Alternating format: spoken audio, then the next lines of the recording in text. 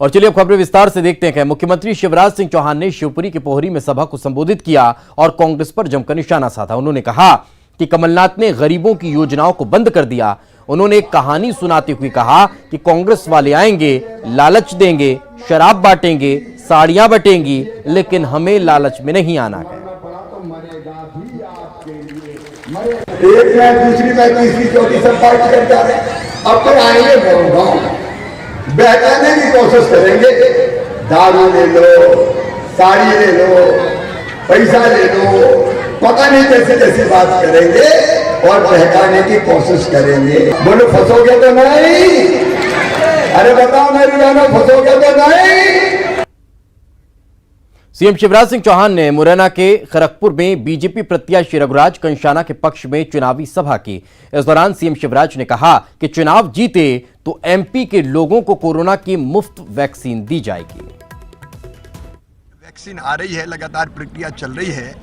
अब कांग्रेस तो कुछ भी कह दो तो परेशान हो जाती है कि जिंदगी भर वैक्सीन नहीं आएगी। हर बीमारी की वैक्सीन दुनिया में आती है। तेजी से काम चल रहा है वैक्सीन पर।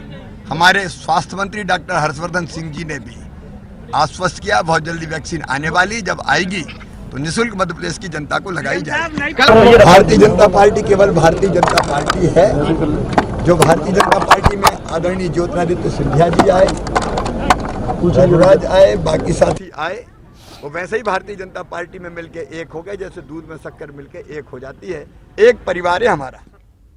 सीएम शिवराज ने कमलनाथ पर निशाना साधते हुए कहा कि कमलनाथ जी मध्य प्रदेश को केवल चारागाह मानते हैं। सीएम ने कमलनाथ से पूछा कि 40 साल के संसदीय जीवन में कमलनाथ जी ने मध्य प्रदेश के लिए क्या किया, वह बताएं। उद्योगपति रहते उन्होंने मध्य प्रदेश में एक भी उद्योग नहीं लगाया। सीएम ने कहा कि कमलनाथ उद्योग कहीं लगाते हैं, टैक्स कहीं पटाते हैं, मध्य प्रदेश तो केवल राजनीति के लिए आते हैं। बात मध्य प्रदेश की करते हैं, लेकिन मध्य प्रदेश को ढंग से जानते भी नहीं है। मध्य प्रदेश की जनता, यहाँ की परंपराएं, इन सब से अनभिज्ञ है। और एक बार वो बताएं कि 40 साल के संसदीय जीवन में उन्होंने मध्य प्रदेश के लिए क्या किया है। वो मध्य प्रदेश को सिर्फ चारागाह मानते हैं, लूटते हैं। क्या एक भी उद्योगपति कमलनाथ जी ने मध्य प्रदेश की धरती पर लगाया?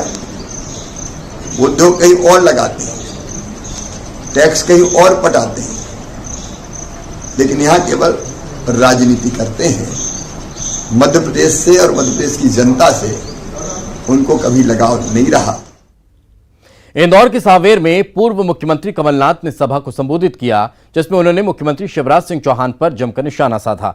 कमलनाथ ने कहा कि हमने वोट से सरकार बनाई थी, लेकिन शिवराज जी ने नोट से सरकार बनाई। उन्होंने कहा कि आप मुझे उद्योगपति कहते हैं, आप मुझे बता दें कि मेरा कौन सा उद्योग है। कांग्रेस की सरकार 2018 में बनाई थी। हमने नोट से सरकार बनाई। 7 महीने पहले तो ये नोट से बनी हुई सरकार। मैंने सुना कि शिवराज सिंह कहते हैं कमलनाथ एक बड़े उद्योगपति हैं, उनके उद्योग देश भर में है, मध्य प्रदेश में नहीं है। मैं शिवराज सिंह से कहता हूं, शिवराज जी एक हद होती है झूठ बोलने की, एक हद होती है झूठ बोलने की। क्या आप बता सकते हैं कौन सा उद्योग मेरा है? कौन सा एक उद्योग का नाम बता दीजिए देश भर में। झूठ बोल लो, दूसरे दिन दूसरा झूठ बोल लो। तब आज शिवराज सिंह ने कहा कमलनाथ ने मध्य प्रदेश के लिए कुछ नहीं किया। शिवराज सिंह जी, मैं आपको चैलेंज करता हूं, जब मैं केंद्र में मंत्री था आप ही मेरे पास आते थे, कितनी दफे आए थे?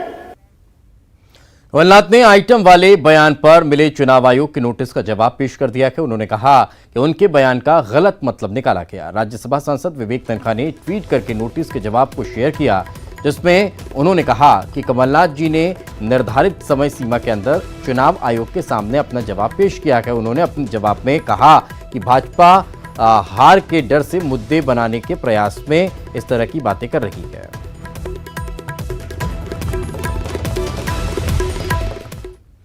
बुरहानपुर में बीजेपी प्रत्याशी के पक्ष में प्रचार करने पहुंचे मध्य प्रदेश बीजेपी के अध्यक्ष वीडी शर्मा ने कांग्रेस पर जमकर निशाना साधा। वीडी शर्मा ने कहा कि देश में कांग्रेस ने 7 दशक से भी ज्यादा समय तक शासन किया, लेकिन गरीबों के बारे में कभी नहीं सोचा। वहीं वीडी शर्मा ने इमरती देवी पर दिए गए कमलनाथ के बयान को लेकर भी निशाना साधा है।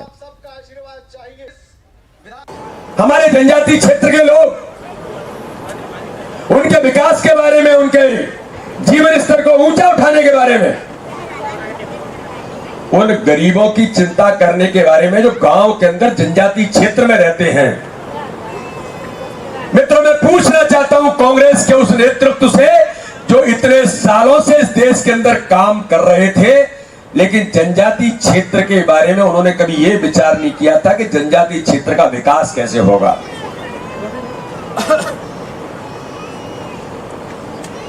केवल गरीबी हटाने का नारा देती रही कांग्रेस, लेकिन गरीबी कभी नहीं हटी, गरीब वहीं का वहीं रहा। उधर नरोत्तम मिश्रा ने भांडेर में बीजेपी प्रत्याशी रक्षा सरोनिया के लिए जनसंपर्क किया और मतदाताओं से बीजेपी के पक्ष में वोट डालने की अपील की। हाईकोर्ट के आदेश के मद्देनजर नरोत्तम मिश्रा ने कोई आम सभा नहीं की, लेकिन ग्रामीणों से जनसंपर्क के दौरान कांग्रेस पर तीखा हमला बोला। और चलिए फिलहाल रुकेंगे एक छोटे से ब्रेक के लिए। ब्रेक के बाद जल्द हाजिर होंगे। ब्रेक के बाद एक बार फिर आपका स्वागत है। कुछ सेकंड का वीडियो और चंद तस्वीरें क्या किसी इलाके की तासीर बता सकती हैं?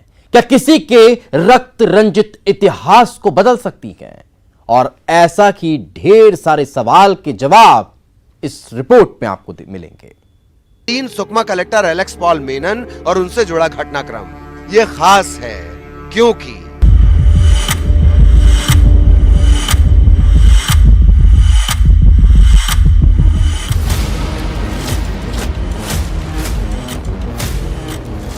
जहां बारूद था, जहां रक्त था, जहां विनाश था, वहां पहुंचना मौत के मुंह में हाथ डालने जैसा है। यह वही दरबा घाटी है जहां माओवादियों ने 2013 में एक तरह से छत्तीसगढ़ कांग्रेस कमेटी को खत्म कर दिया था। 32 लोगों की जान गई थी और पहली बार नक्सलवाद के इस दाग की चर्चा पूरी दुनिया में हुई। ये वो इलाका है जो न सिर्फ रात के सन्नाटे से भरा होता है, बल्कि दिन भी सूना सूना ही गुजरता है।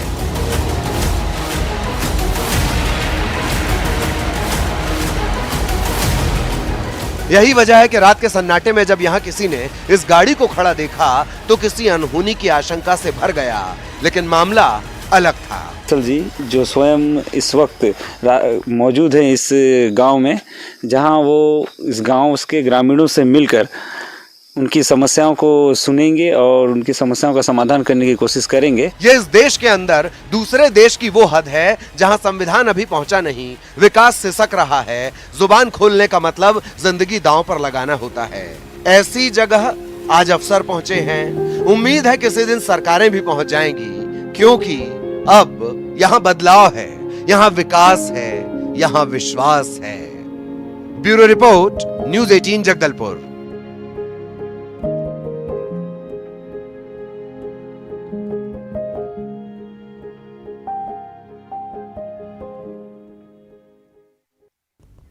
सरकारी दफ्तरों का हाल पूरे हिंदुस्तान में एक जैसा ही है, लेकिन छत्तीसगढ़ के मुंगेली में तो लापरवाही की इंतहा हो चुकी है।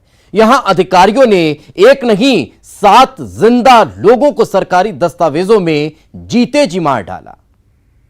साहब ला बताया है, अब जिंदा हो साहब में। जी हाँ, ये जिंदा है साहब, हमारी आपकी तरह ही जिंदा है।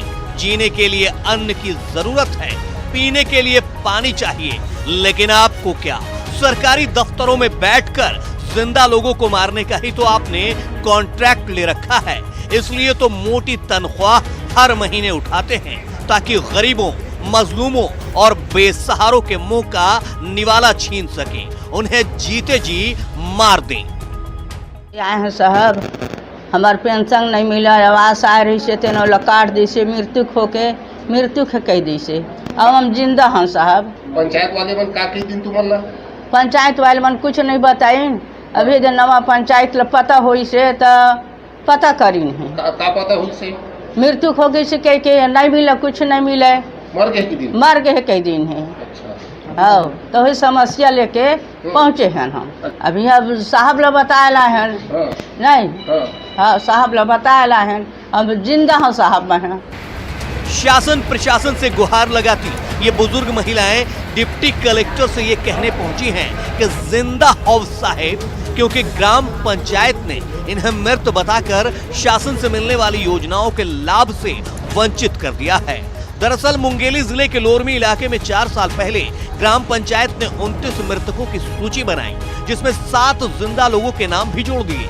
चेचानडीह गांव की ये 4 बुजुर्ग महिलाएं उन्हीं लोगों की लिस्ट में शामिल हैं, जो कलेक्ट्रेट पहुंचकर खुद के जिंदा होने का प्रमाण दे रही हैं, ताकि इन्हें राशन, आवास, वृद्धा निराश्रित पेंशन जैसी योजनाओं का फिर से लाभ मिल सके। हाँ साहब लोग बताएला हैं, अब जिंदा हैं साहब में। साहब सरकारी सैलरी पर कहीं आराम फरमा रहे होंगे, छक्कर मनपसंद भोजन खा रहे होंगे, लेकिन सरकारी दस्तावेजों में की गई सरपंच सचिव की लापरवाही का खामियाजा ये पिछले 4 साल से भुगत रही हैं। वो तो भला हो कि सरपंच के बदलने के बाद मामले का खुलासा हुआ। अब डिप्टी कलेक्टर साहिबा कह रही हैं जांच करवाएंगे। ये 4 के साथ कितने और लोग हैं? 3 और हैं जिनको मृत घोषित कर दिया गया है। और ये जो 4 महिलाएं थी वो खुद उन्होंने कहा कि हम जिंदा हैं, मरे नहीं हैं, और वैसे ही ज्ञापन दिया है। वो चाहती हैं कि शासन की जो भी योजना है उसका उनको लाभ मिले। करने के बाद जो भी उचित कार्रवाई होगा वो होगा, और उनके लिए जो भी बेहतर हो पाएगा बेहतर होगा। अक्सर ग्राम पंचायतों में देखने को मिलता है कि चुनाव के दौरान वोट नहीं देने वालों के साथ ऐसी दुर्भावना जनप्रतिनिधि रखते हैं, जिसके चलते रंजिशन नुकसान पहुंचाया जाता है। सच क्या है ये तो जांच के बाद सामने आएगा, लेकिन इन बुजुर्ग असहाय महिलाओं के साथ जो कुछ भी हुआ है वो बेहद अमानवीय है। जरूरत है ऐसे लापरवाह सरपंच और सचिव के खिलाफ सख्त कार्रवाई हो, ताकि फिर कोई सरकारी अधिकारी किसी बेसहारा को जीते जी मारने का गुनाह न कर सके, ताकि फिर किसी बुजुर्ग को खुद के जिंदा होने का सबूत न देना पड़े। प्रशांत शर्मा, न्यूज़ 18 मुंगेली। और इसके साथ इस बुलेटिन में फिलहाल इतना ही। खबरें लगातार जारी।